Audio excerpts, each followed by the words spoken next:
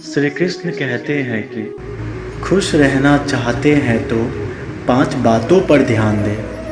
पहली बात, बीते हुए वक्त को भूलें। दूसरी बात, वर्तमान में जिए। तीसरी बात, भविष्य की चिंता ना करें। चौथी बात, खुद की तुलना दूसरों से करना बंद करें।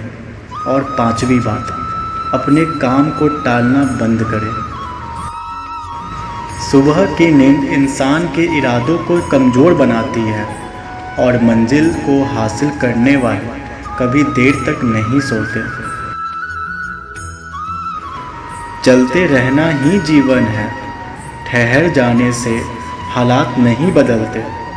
आगे बढ़ते रहने से ही बुरा समय दूर हो सकता है।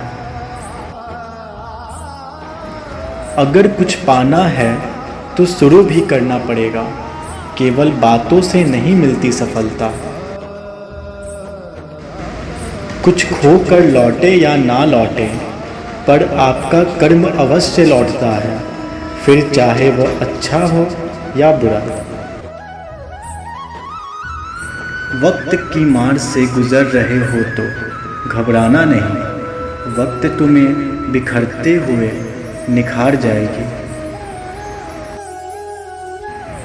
कोई मेरा बुरा करे वो उसका कर्म है, मैं किसी का बुरा ना करूं ये मेरा धर्म है।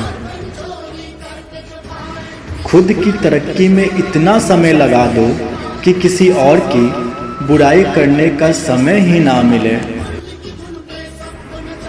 जो आपकी भावनाओं को जानकर भी आपको तकलीफ दे वो कभी आपका हो ही नहीं सकता।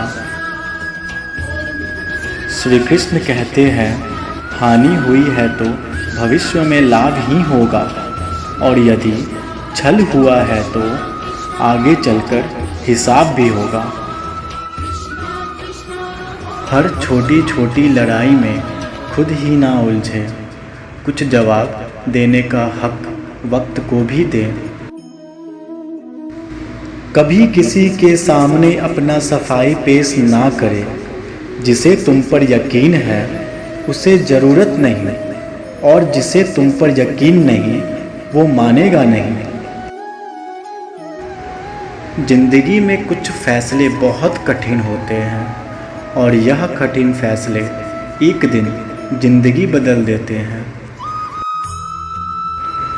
चलते रहना ही जीवन है, ठहर जाने से हालात नहीं बदलते।